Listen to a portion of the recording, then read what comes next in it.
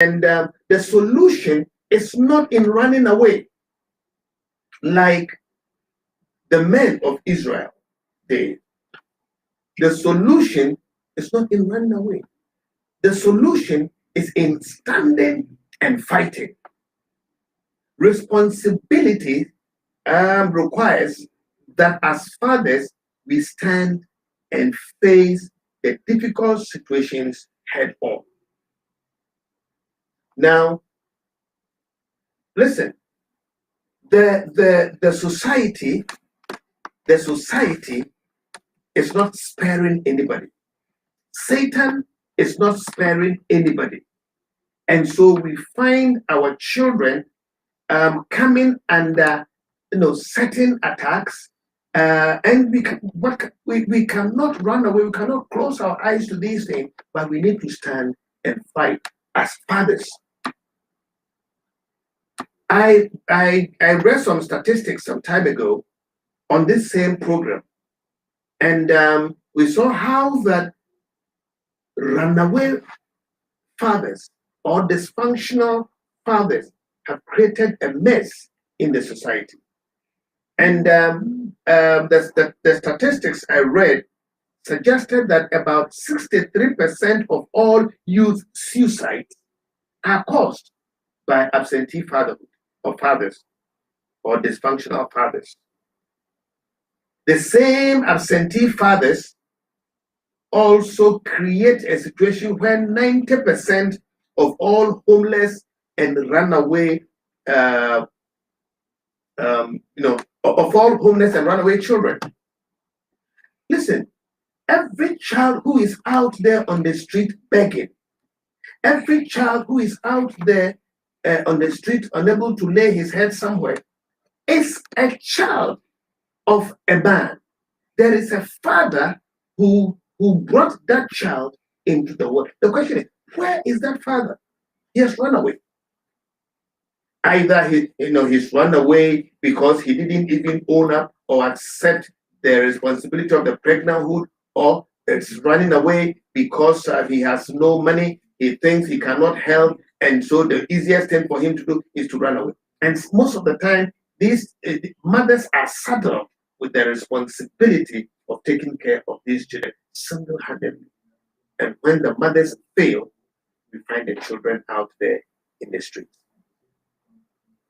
So, Father, no matter the difficulty of the situation, don't run away. Stay and fight for the children.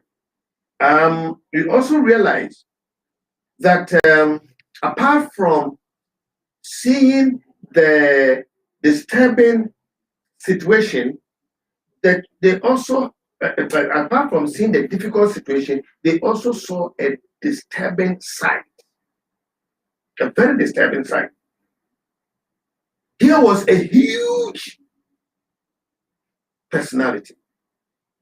And Saul at that time was about the tallest in the nation. And the Bible described the situation as that probably the second tallest was on at the level of Saul's shoulders. And so obviously Saul was also a giant in his own right. But when he saw Goliath, he realized that man passed man. There was Saul was huge, but Goliath was a giant. They saw the situation, they saw the disturbing side, and they compared it with their own situation. They compared it with themselves. And you see, this syndrome has always been there. The syndrome of seeing the challenge bigger than ourselves. When the children of Israel were about to enter Jericho, remember Moses sent some spies. He sent 12 spies to go and visit the land and bring back reports. They went there, and 10 of them brought a certain report. They said, yes, Moses, the land is good. The land is fertile. We saw the fruit of the land and we realized that, look, this is a good land. But then it is also a land that swallows its own people. And there are giants on the land. And so we cannot go in there. But two of them saw it in a different way. They said, yes, Moses, there are giants there. There is everything there that should scare us from going there.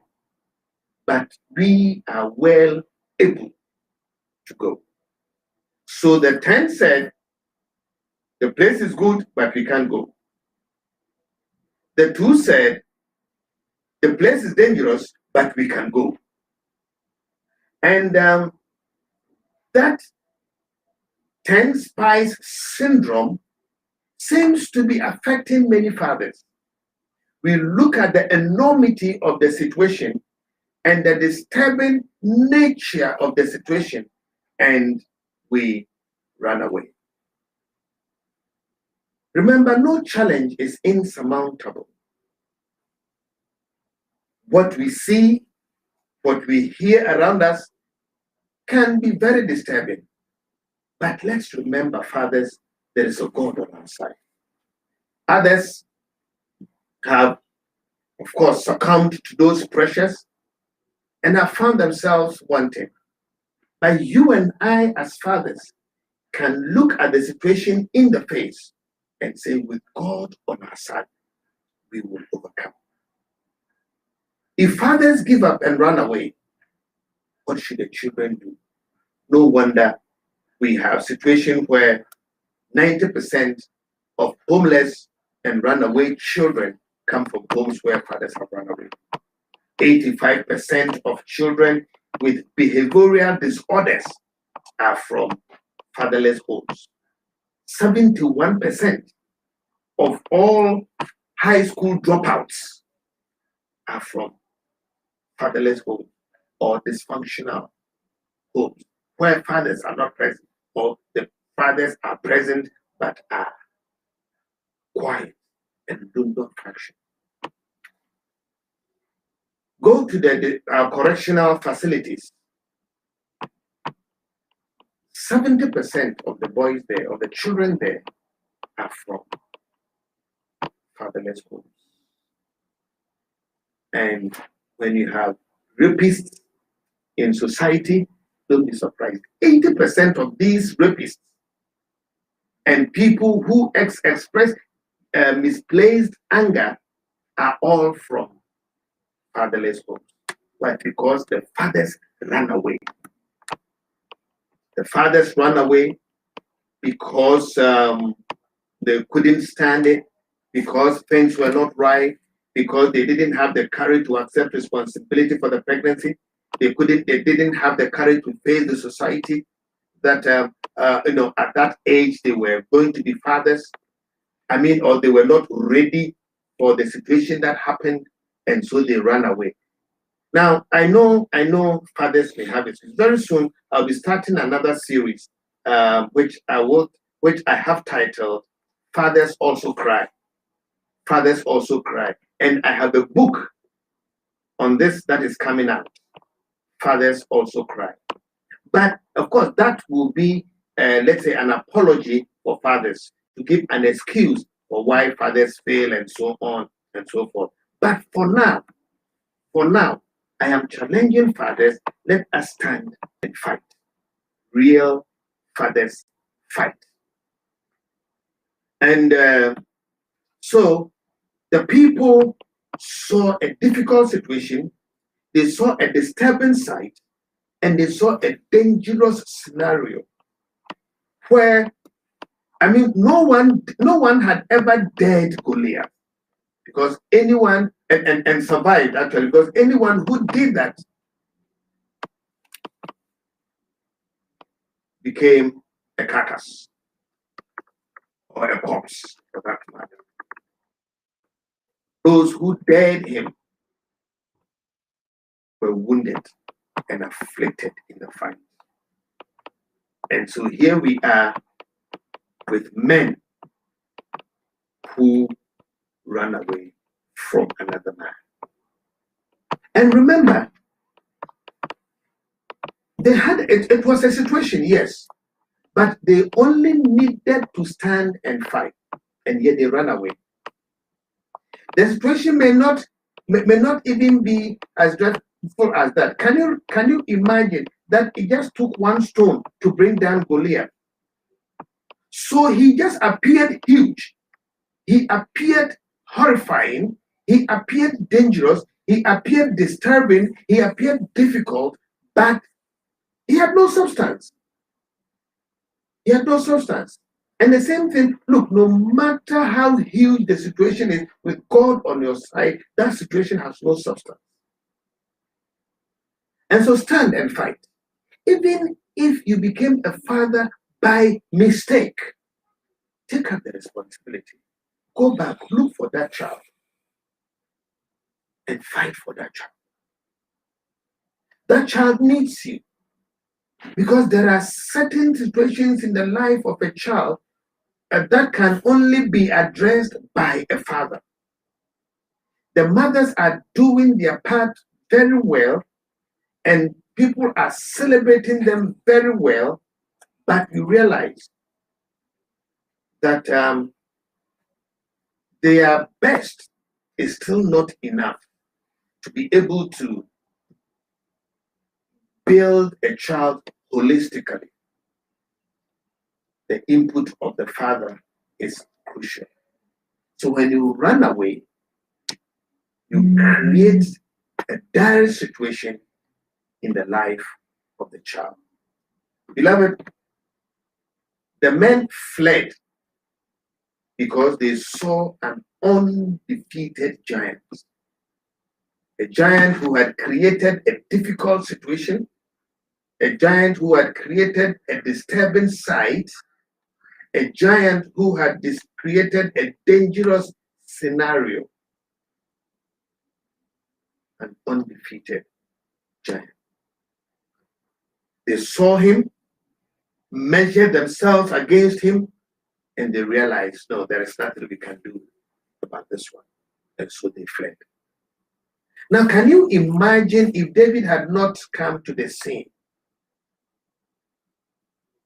The Philistines would have made servants of the people of God. And remember, when you run away from the problem, you don't solve it. And that problem turns around to meet you. The child you are neglecting today, who is out there in the street, may one day pick up a gun, pick up a cutlass, and start robbing. And you may be the first victim. And so when you run away, when you leave the situation, don't think you have solved it. You are creating a bigger problem for yourself. Now, when the men fled, they would have all become slaves together with their wives and children. So these were people that the society was looking up to. They were being supported by state resources so that they would fight for them in times of crisis. In such situations, and what do we see? Men running away. So the men of Israel, when they saw the man, fled and were dreadfully afraid. However, the second thing, or the second question is, why did David fight?